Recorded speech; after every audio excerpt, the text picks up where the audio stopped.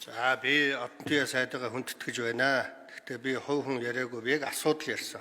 7-14-т 10 хоног шчошиг гүгээл дууссан бол бандан дас шууд явах уу гэж асуусан.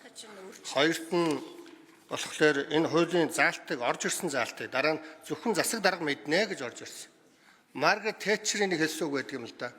Би асуудал ярихлаар өөдөөс миний хувь хүн рүү их ярих юм аа. Аха, би асуудал дээр ялцсан байна гэж нэг хэлжсэн шиг би өнөөдөр энэ танхимд ард түмний нэрийг барьж ярих эрхтэй. Би яг ард иргэдийн зовлон зүдгүүрийг бодож байгаа л энэ дээр гарц гаргалгаа юу байна, ийм бэрхшээл байна л гэж ярьсан шүү. Би тэр эрхээ эдэлж байгаа. Хоёрдугаарт янз бүрийн попрох нэр хүндээ дайрч болно. Зүгээр яг асуудал дээр л хариулт авахыг би хүссэн. Тэгэхээр би ажлын хэсэг хариулт өгнө гэж. За ажлын хэсгээс энэ дээрээс хариулт өгье.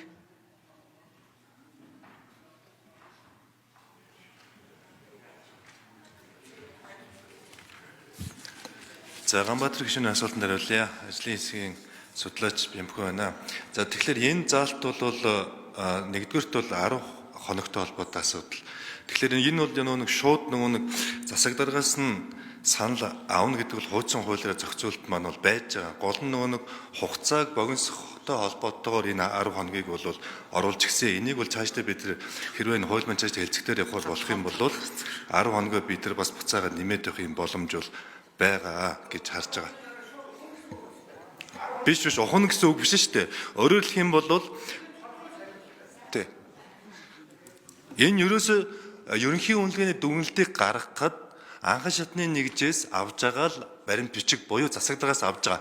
За энэ засаг даргын бичиг дээр үндэслээд ерөнхий үнэлгээний дүгнэлтээр гарна. Ерөнхий үнэлгээний дүгнэлтээр наривчсан үнэлгээ маань хийгдэнэ. Наривчсан үнэлгээний хүрээнд бүх нөлөө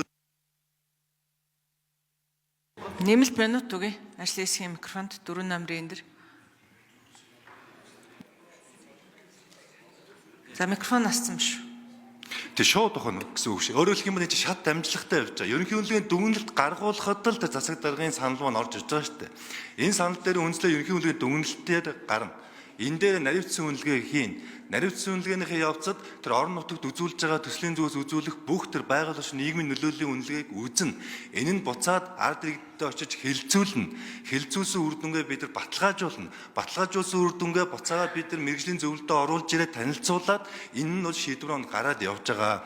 Дээрээс нэмж хэлэхэд 2021 онд Монгол Улсын засгийн газар, Австрали Улсын засгийн газар хамтас амийн төслийн хүрээнд ер нь бол энэ хэд хэдэн аймагуудад дээр суур судалгаа хийсэн байгаа. Энэ нь өөрөө энэ судалгааны үр дүнгээс ямар үр дүн гарсан бэ гэхлээр ер нь 500 орчим хүн хамрагдсан. Эндээс 70 орчим хувь нь буюу тэр биднээсийн багдар амьдарч байгаа ард иргэд маань энэ нөлөөллийн үнэлгээтэй холбоотой асуудлыг мэдэхгүй байна гэсэн ийм үр дүн